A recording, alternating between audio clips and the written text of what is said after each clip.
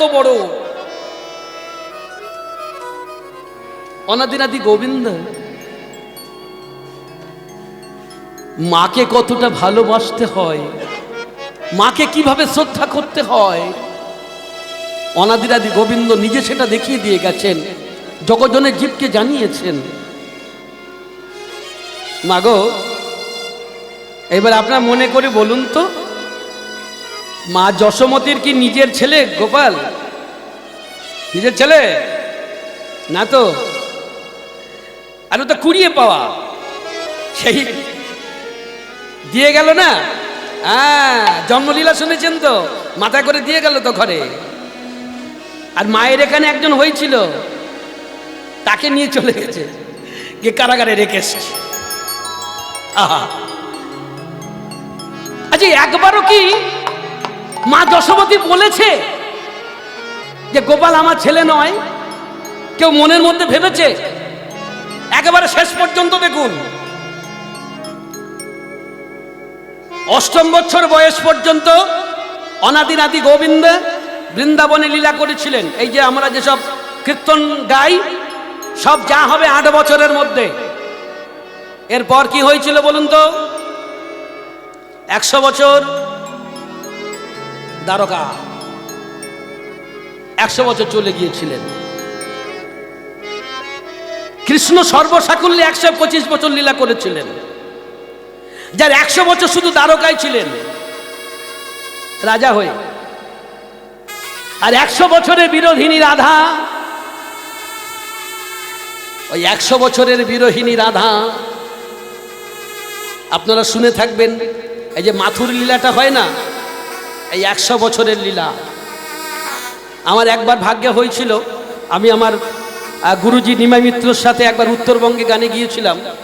7 দিন ধরে আমার গুরুজি শুধু মাথুর লীলা গিয়েছিলেন। 7 দিন ধরে একটা লীলা মাথুর, 7 দিন ধরে হচ্ছে, 4 ঘন্টা করে গান হচ্ছে। আহা, এরাই কীর্তনিয়া। জন্ম নিয়েছিল বিদ্যাসাগর, জন্ম নিয়েছিল রামকৃষ্ণ, জন্ম নিয়েছিল কিছু মহাতজন। আর হবে না মাগো, আর হবে না।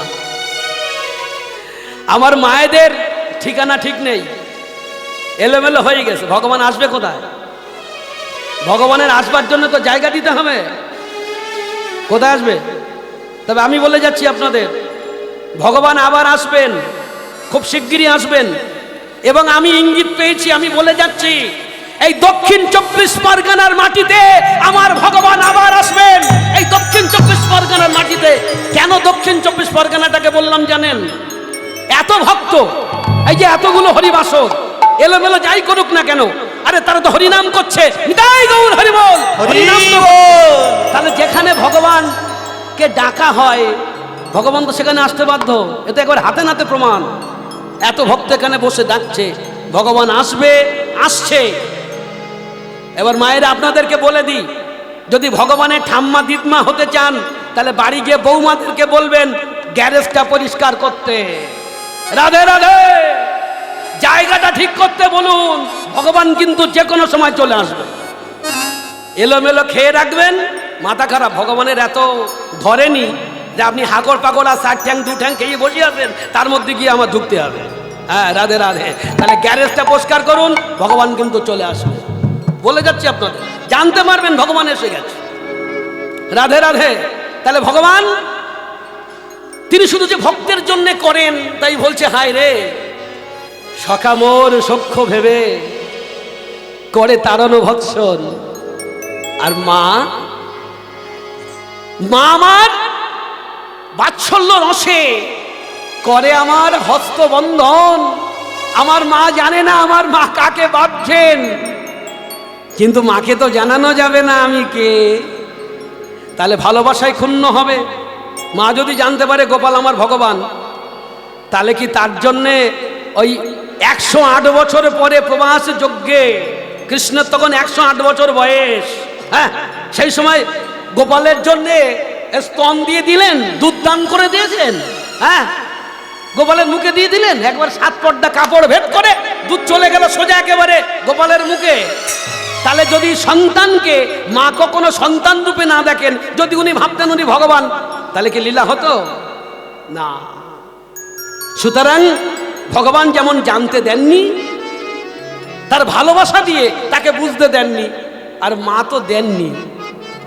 ওই যে মায়ের ভালোবাসার কথা বলছি তো, শুনুন একটা বিরল এক ঘটনা। আমি কিছুদিন আগে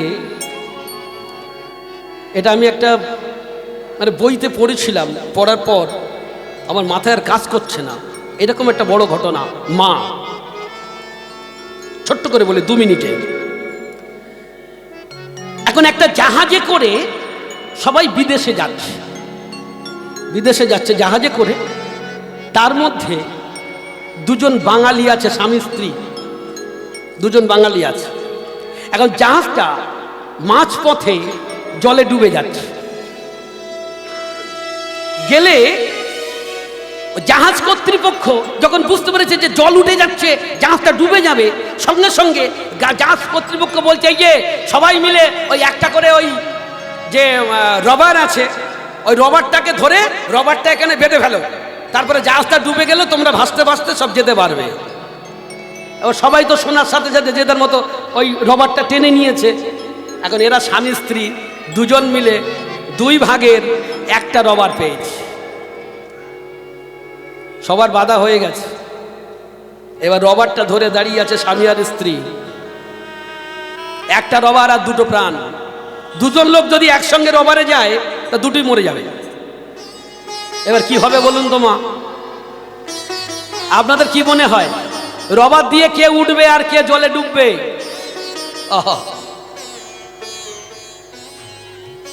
কি সুন্দর লিখেছেন। ওই রবারটা তুলে দিয়েছেন স্বামীর হাতে, দিয়ে বলছো ওগো স্বামী তুমি পড়ে নাও। স্বামীটা বলছে না না, তুমি একটা কাজ করো, ঘরে আমাদের ছোট্ট বাচ্চা ছেলেকে রেখে এসেছি, তুমি মা তুমি চলে যাও, তোমার বড় দরকার, আমি মরে যাই, তুমি চলে যাও, তোমার বড় দরকার। সন্তানকে বড় করতে গেলে মায়ের বড় দরকার।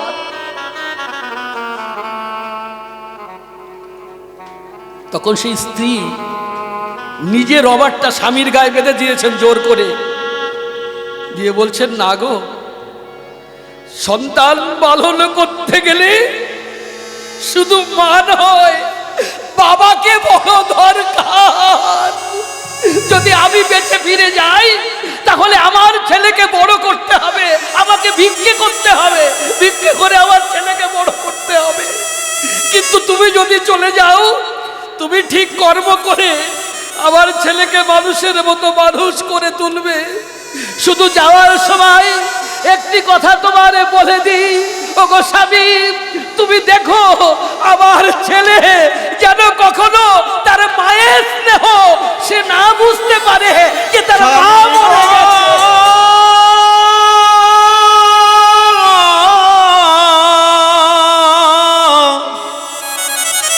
ওগো স্বামী না বুঝতে পারে আমার মায়ের অভাব কি, এই মায়ের ভালোবাসা, মায়ের এই আত্মবলিদান তার বড় উদাহরণ। যে মরবার সময় জলে ডুবে যাচ্ছে, তাও তার স্বামীকে বলে দিচ্ছে আমার ছেলেটা যেন তার মায়ের অভাব সে না বুঝতে পারে, তুমি এমন তাকে স্নেহ ভালোবাসা দিয়ে বড় করো। ওগো স্বামী তুমি চলে যাও, তোমাকে রক্ষা করা পত্নীর ধর্ম, তোমার সহধর্মিনী, তোমাকে বাঁচানোরও আমার দায়িত্ব। বড় ভাগ্য করলে স্বামীর আগে স্ত্রী মরে, স্বামীর ভাগ্যে নয়, আমার মায়েদের ভাগ্যে। বড় ভাগ্য করলে গলায় দড়ি দেবেন না, বিষ তেল খাবেন না। আপনার ভাগ্যে যদি থাকে, স্বামীর হাতে যদি আপনি চলে যেতে পারেন, প্রাণটা ত্যাগ করতে পারেন, আপনি বড় ভাগ্যবতী। ওই উপন্যাসটা পড়েছিলাম। আহা, এই যে মায়ের ভালোবাসা। তাই অনাদিরাদি গোবিন্দ আমার, উনি ভাবছেন হায় রে, আবার পিতা পিতা আমারে করে কি? নন্দ মহারাজ বললেন, গোপাল আমার পাদুকা জোড়া নিয়ে আয় তো। গোপাল ছুটে গেলেন, ছুটে গিয়ে পিতার পাদুকাটা এনে পিতার চরণে পরিয়ে দিচ্ছে।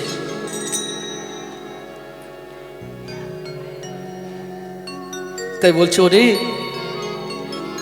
ওরে শ্রীরাম, শ্রীরাম ভাই, তোরা ঠিক বলেছিস, তোরা আমার থেকে বড়, অনেক বড়, বুঝলি, অনেক বড়। তবে শোন শ্রীরাম, ওরে কি করিব ওরে শ্রীরাম,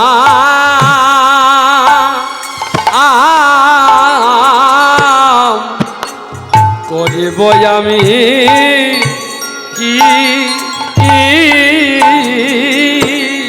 কি করিব ওরে শ্রীরাম, করিব আমি কি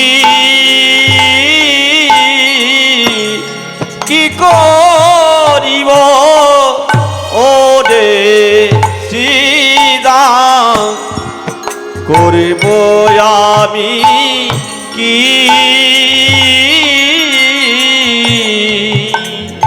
চূড়া বেঁধে ধরা পড়ে আমি বসে রয়েছি, চূড়া ধরা পড়ে আমি বসে রয়েছি।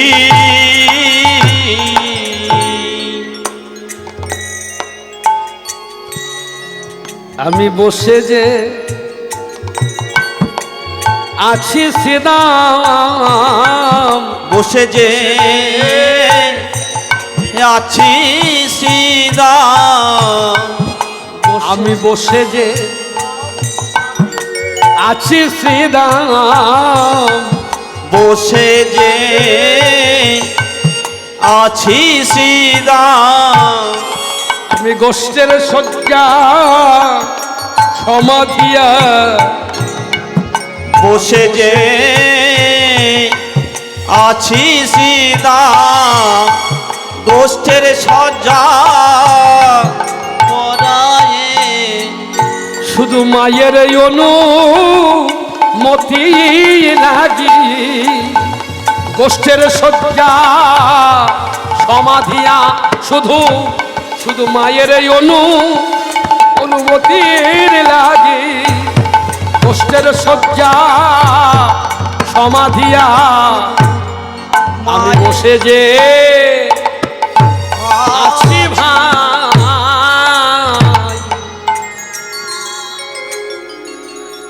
এত নিষ্ঠুর ভাবিস না। এই দেখ, চূড়া বেঁধেছি, ধরা পড়েছি, ধরা চূড়া পড়ে আমি তৈরি। আরে তাহলে বসে আছিস কেন? বুঝলি না? শুধুমাত্র মায়ের অনুমতির লাগি আমি বসে আছি।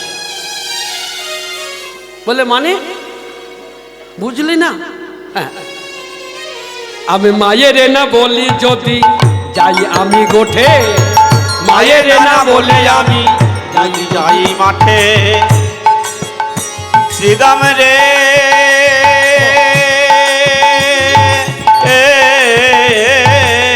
মায়ে না বলি যদি যাই মাঠে,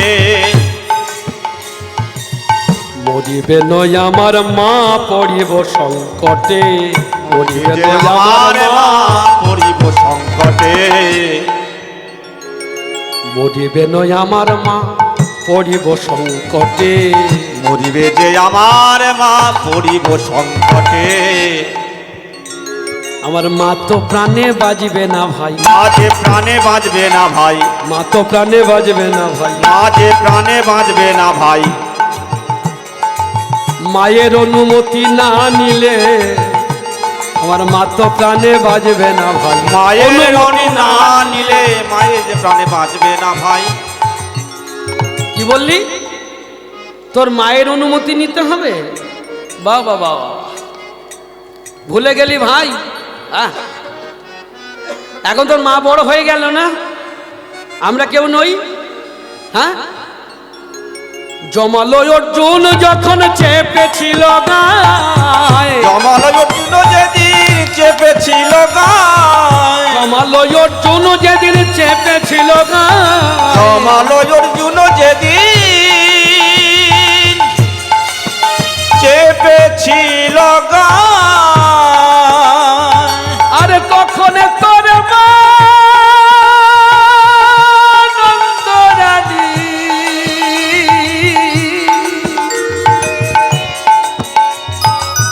আছিল কোথায়?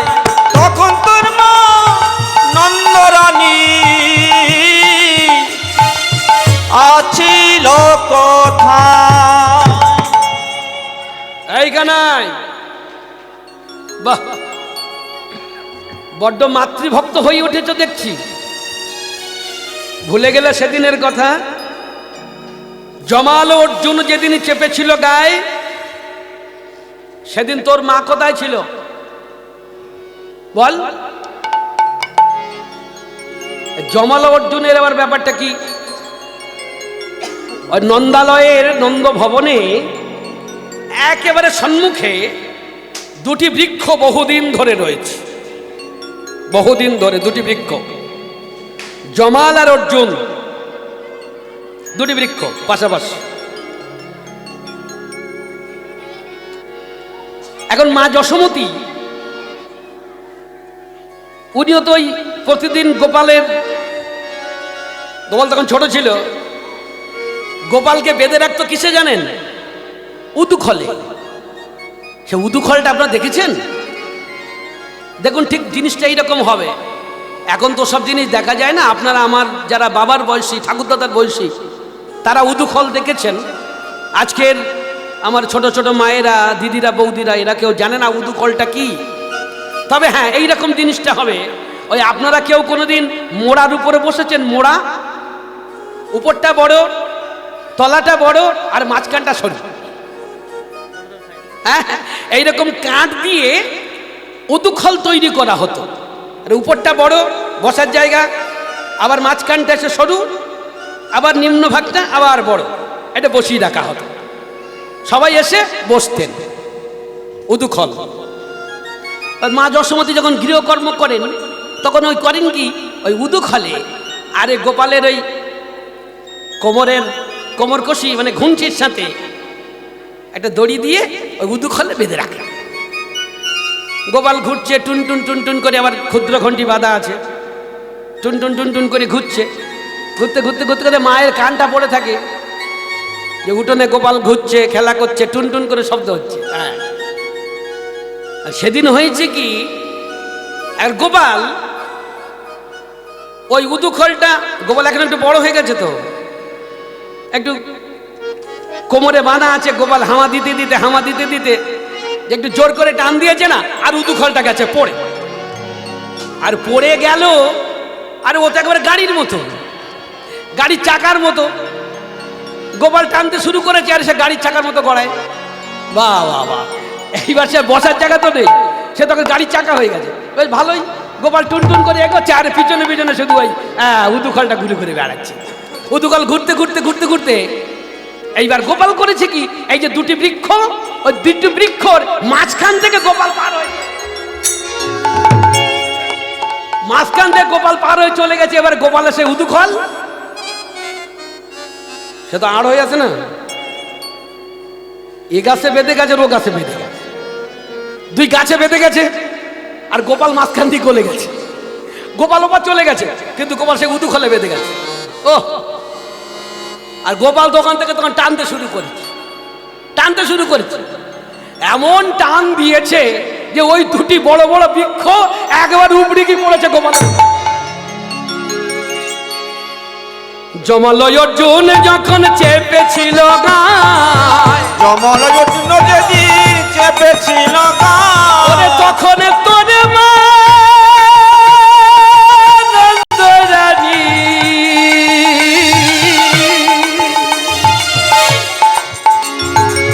আছিলা কোথায়? তখন তোর মা নন্দরানী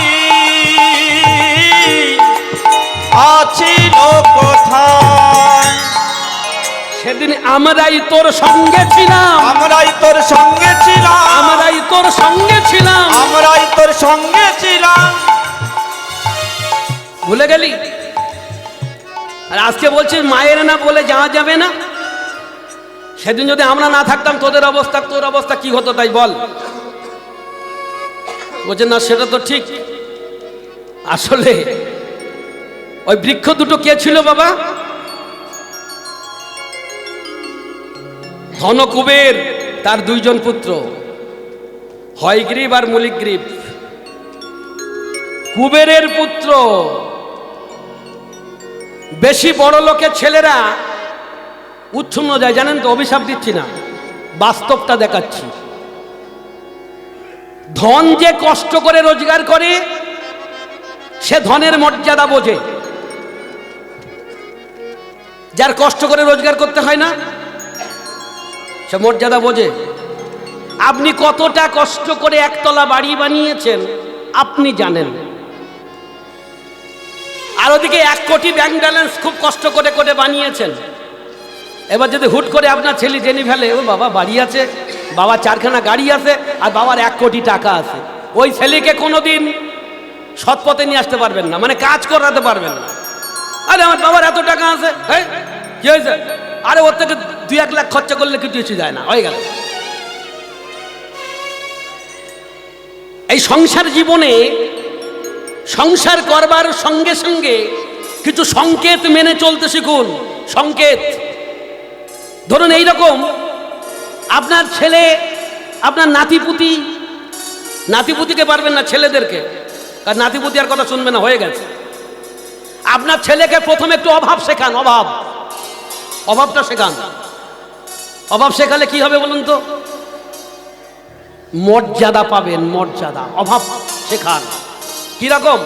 ছেলে বলল বাবা এক্ষুনি আমার বাইক চাই, ধুম করে কিনে দেবেন না, ওকে বলুন তুমি এটা পাস করো, ওটা পাস করো, তারপরে হবে। বলে ওকে দেখান বাবা টাকা নেই, কি করি, এ করি, ও করি। অভাবটা ওকে শেখান। তারপর আপনার সামর্থ্য আছে, ছেলে বলল এই রাতের বেলা আমি এখন 4 ঠ্যাং খাবো, দেবেন না, আরো 15 দিন টেনে নিয়ে যান, এই আনি আনি আনি আনি করে। যা বলবে আর আপনি নেচে যাবেন, ছেলে উচ্ছৃঙ্খল হবে।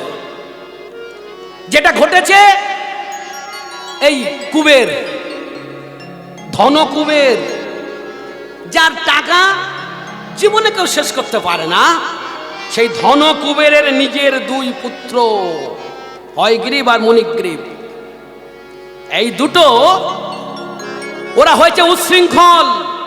ওরা জেনে ফেলেছে যে আমার বাবার এত আছে, ও জীবনে শেষ করতে পারবো না, তা খরচা কর। আর খরচাটা ঠিক এইরকম অসৎ পথে যাচ্ছে। কতগুলো সব উর্বশী, মেনকা, রম্ভা নাচ গান করে, তাদেরকে সব ধরে এনেছে, ধরে এনে সারাদিন তাদের সঙ্গে নাচ গান হলে, নাচ গান করে বলে চলো এবার জল কেলি করবো, বলে সোজা একদম সরোবরে এসে গেছে। সরোবরে এসে একটু ওর গায়ে জল দেয়, ও একটু ওর গায়ে জল দেয়, কি সর্বনাশ। এইসব কারবার চলছে। এখন মহামণি নারদ ওই পথ দিয়ে যাচ্ছিলেন। নারদ দেখছে ইস এ কি উচ্ছৃঙ্খল, কতগুলো উর্বশী, মেনকা, রম্ভার মতো কতগুলো তাদেরকে নিয়ে, হায় হায় হায় হায়, ধনকুবেরের 2 পুত্র, এত অধঃপতন হয়ে গেছে ওদের।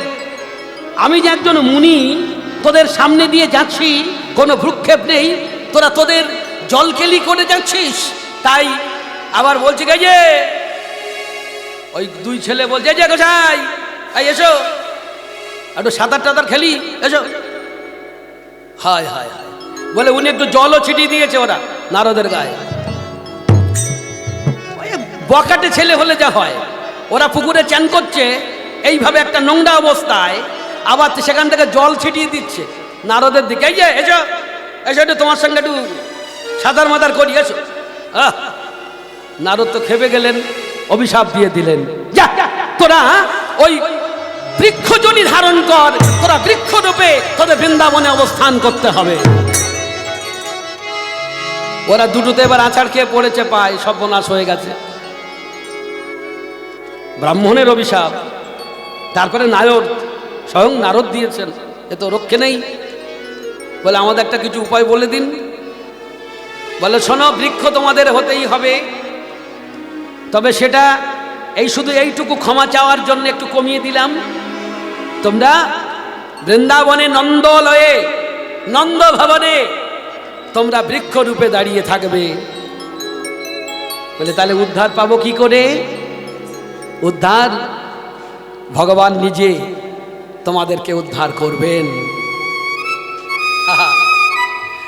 ওই যে কানাই, জমালো উজ্জন যখন চেপেছিল গায়ে, তখন তোর মা নন্দরানী আছিলা কোথায়? আর এখন তুই মায়ের গর্ব করছিস। ও তুই মায়ের গর্ব করিস না ভাই, মায়ের গর্ব করিস না ভাই, মায়ের গর্ব করিস না ভাই।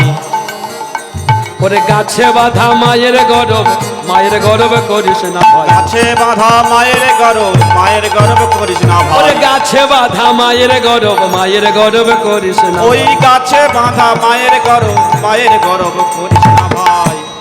তো গাছে বাঁধা মা, ও মায়ের গর্ব করিস না। করেছি দাম, ওই জন্য তো বলি, আমার মায়ের ভালোবাসার কথা তোদের আর বলে কি করব বল। আমার মা যে কত ভালোবাসে, আর কেন যে আমার গাছের গায়ে বাঁধে, কেন যে আমার হাত দুখানা বন্ধন করে রাখে, এ তো আর কেউ না জানলো আমি জানি রে ভাই। তাই বলছি দেখ, ওই কথা আমার শেষ কথা, যদি ইচ্ছে হয় তাহলে আমার কথা শোন, না হলে আমি আজকে যাব না, কারণ আমার মায়ের অনুমতি ছাড়া আজকে আমি যেতে পারবো না। ও ঠিক আছে, তাহলে আমি যাচ্ছি, আমি যাচ্ছি। কোথায় যাবি? বলে কেন? মায়ের কাছে যাব। মায়ের গিয়ে দোকানে পা জড়িয়ে ধরবো, মাকে গিয়ে বলবো যে মা শোনো মা, আনে কি বলবো, মা আমরা তোমার কানাইকে গোঠে নিয়ে যাই, নিয়ে যাই, কিন্তু মাগো, কিন্তু মাগো তুমি যেন ভেবো না যে আমরা তোমার কানাইকে বড় বড় গরু বাছুর ফিরাতে দিই, ফিরাতে দি। আমরা কি করি জানো মাগো, মাগো ওরে বিজন বনেতে গোধেনু চড়ে, ফিরানো মনেতে মনেতে ফিরে, আরে বিজন বনেতে গোধেনু চড়ে, বিজন গনেতে মনেতে ফিরে, আরে বসে বসে কানো মুরলি ভনে, বসে বসে কানো মুরলি ঘনে। মাকে গিয়ে বলবো যে মা তুমি চিন্তা করো না, তোমার কানাই আমরা যে নিয়ে যাই তাকে বড় বড় গরু ফেনাতে দিই না। আসলে কানাইয়ের ওই একটাই কাজ, ও বসে বসে একটু মুরলিটা বাজাবে, মুরলিটা বাজালে, বেনুটা বাজালে আমাদের গরু বাছুরগুলো সব ঠিকঠাক থাকবে। মাকে গিয়ে এটাও বলবো যে মা তোমার কানাইকে আমরা বড় ভালোবাসি, আমরা চোখে চোখে রাখি। আর মাকে গিয়ে এটাও বলবো যে মা তোমার কানাইকে আমরা আগে খেতে দিই না, কোনো কিছু খাবার এলে আমরা আগে নিজেরা খাই, তারপরে কানাইকে দিই। কানাই বলছে এই এই এই এই এই কথাটা বলিস না, কথা বলিস না। বলে কেন বলবো না, একটা মায়ের জানার দরকার আছে তো। বনে কত বিষ ফল থাকে, যদি আমার কানাই আগে খেয়ে ফেলে, যদি কানাই খেয়ে ফেলে তাহলে কানাই মারা যাবে, মারা যাবে। কানাই মারা গেলে আমরা তো আমার কানাইকে আর কোনোদিন বাঁচাতে পারিব না, বাঁচাতে পারিব না। তাই মাকে গিয়ে বলবো মরিলে না মরি কত আপদ আনা, মরিলে না মরি কত আপদ জানা, জন্মে জন্মে পাই যেন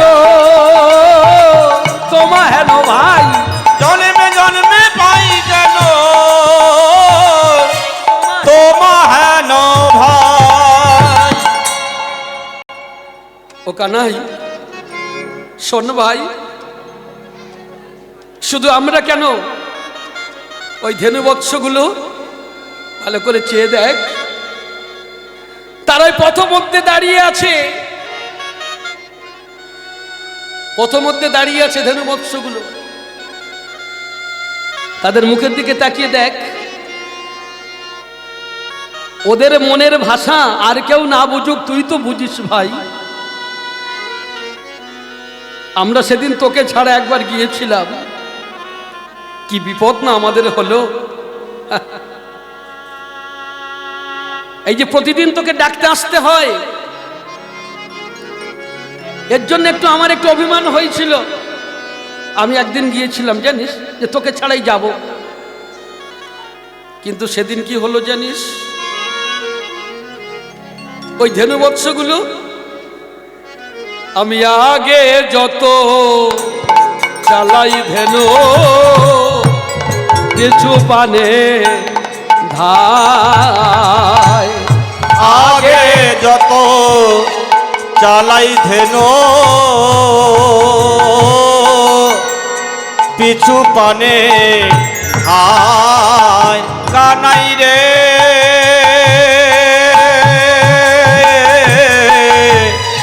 আগে যত চালাই ধেনু পাছু পানে হায়, নাহে রয়ে চাঁদ মুখ না দেখে তোমার, নাহে রয়ে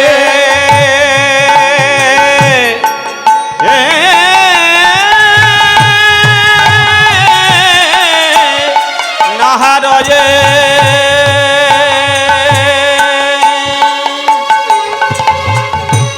চাঁদ মুখ নাহারে তোমার, তারা যেতে তো আর চায় না ভাই, যেতে তো আর চায় না ভাই, যেতে তো আর চায় না ভাই, যেতে তো আর চায় না ভাই, আমরা আগে যত চালাই ধেনু যেতে তো আর চায় না ভাই, আগে যত চালাই চালাই ধেনু তারা পিছু পানে চেয়ে থাকে, আগে যত চালাই ধেনু পিছু পানে চেয়ে থাকে, আগে যত চালাই ধেনু যেতে তো আর চায় না ভাই। ওরে কানাই ভাই, তোর সঙ্গ চাই, ক্ষুদা পাইলে গহন কাননে খাইতে পাই, মরিলে না মরি কদ আপদ আড়াই, জন্মে জন্মে পাই যেন তোমা হেন ভাই। একা নাই ভাই, গায়ে হাত বুলাচ্ছে, এ ভাই চল।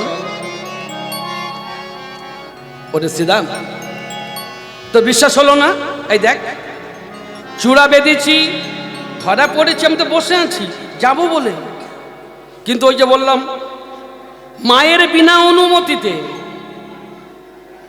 বলরাম দাসে কয় মা যদি বিদায় দেয়, বলরাম দাসে কয় মা যদি বলরাম দাসে কয় মা যদি বিদায় দেয়, বলরাম দাসে কয় মা যদি বিদায় দেয়, তবে সে যাইতে পারি বনে, তবে তো যাইতে পারি বনে, তবে সে যাইতে পারে বনে গো,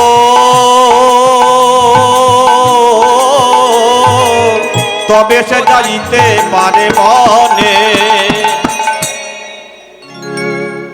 আচ্ছা বেশ, তুই এখানে বস। দেখ, আমাদের বুদ্ধি তো জানিস না, বলের থেকে বুদ্ধি বড়, সেটা আজকে প্রমাণ হয়ে যাবে। তুই বস, দেখ আমি কি করি। এবার ছিদাম ছিদে বেশি বলছে, মা মাগো ও মা নন্দরানী, মাগো ও মা, মাগো ও মা, মা মা করতে করতে একবার অন্দরমহলে প্রবেশ করেছেন। ও মা, মাগো। শ্রীদাম কহিছে বাণী শোনো মাগো নন্দরানী, শ্রীদাম কহিছে বাণী শোনো মাগো নন্দরানী, শ্রীদাম কহিছে বাণী শোনো মাগো নন্দরানী, শ্রীদাম কহিছে বাণী, শ্রীদাম রে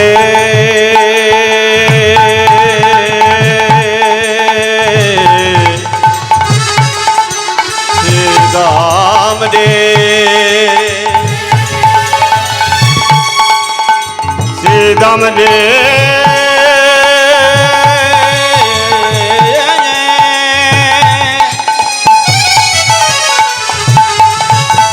ওরে শ্রীদাম রে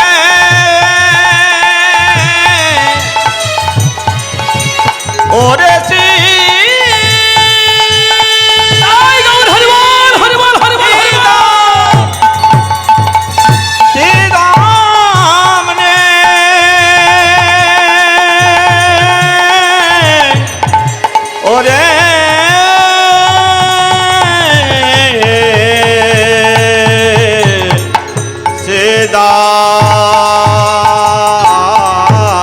শ্রীদাম কহিছে বাণী শোনো মাগো নন্দরানী, তুমি তো যাই মোরা বনে, আর তাই যাই মোরা বনে, শ্রীদাম কহিছে বাণী শুনো মাগো নন্দরানী, নিতুই নিতু যাই মোরা বনে। ও মা শোনো গো মা, ওরে শ্রীদাম কহিছে শুনো গো মায়, শ্রীদাম কহিছে আরে না যাই, শ্রীদাম কহিছে শুনো গো মায়, শ্রীদাম কহিছে বলো মাই, গোঠের কাহিনী তোমারে কই, গোঠের কাহিনী তোমারে কই, ও মাগো আবার বিজন বনেতে গোধেনু চড়ে, বিধান বনেতে গোধন জানে, আরে বসে বসে কেন মুরলি বনে, বসে বসে কানো বিধান ভারে, ও মা আমরা কি করি জানো, আমার কানাইকে ধেনু ফিরাতে দিনা, ফিরাতে দিনা, ফিরাতে দিনা, ফিরাতে দিনা, বড় বড় ধেনুর পাল ফিরাতে দিনা, ওই বন মাঝে ধেনুর পাল ফিরাতে দিনা। মা যশোমতী বলছে হ্যাঁ রে ও ছিদাম, তা বনে গিয়ে তোরা ধেনু ফিরাস না চড়াস না কি করিস, হঠাৎ আমার কাছে সব বলছিস কেন? বলে ও মা, মাগো কারণ আছে তো। বলে কি কারণ? ও মা শোনো মা, বিজন বনেতে গোধন চড়ে, আর আমার কানু ভাই কি করে জানো, আমার কানাই ভাই বসে বসে মুরলি বাজায়। বলে আচ্ছা আচ্ছা শ্রীরাম, মানে ব্যাপারটা কি, হঠাৎ করে এরকম এসে বলছিস কেন, কি বলছো একটু খুলে বল বাপ। বলছি ও মা, মা গো জানো না ওই আমাদের বনে কি কি হয় জানো? বলে ও মা বনের মধ্যে কি হয়, এই তো বললি ধেনু চড়াস মুরলি বাজাস। বলে না মা আরো কিছু ঘটে। হ্যাঁ বলে আর কি ঘটে মানে? বলে ও মা শোনো তোমাকে বলি, ওরে দেব আগমন শ্রীদামে কয়, দেব আগমন, আরে দেব আগমন শ্রীদামে কয়, দেব আর শ্রীদাম কয়, শুনি হরষিত যশোতী মাই, শুনি হরষিত যশোমতী মাই। ওমা শোনো, আমরা কানাইকে তো বনে নিয়ে যাব, এসেছি নিয়ে যাবই। বলছে শ্রীরাম ওই কথাটা আজকে বাদ দিয়ে বল। কেন মা? ওই কথাটা বাদ দেবো কেন? বলে না আজকে হবে না। আজকে কানাই যাবে না।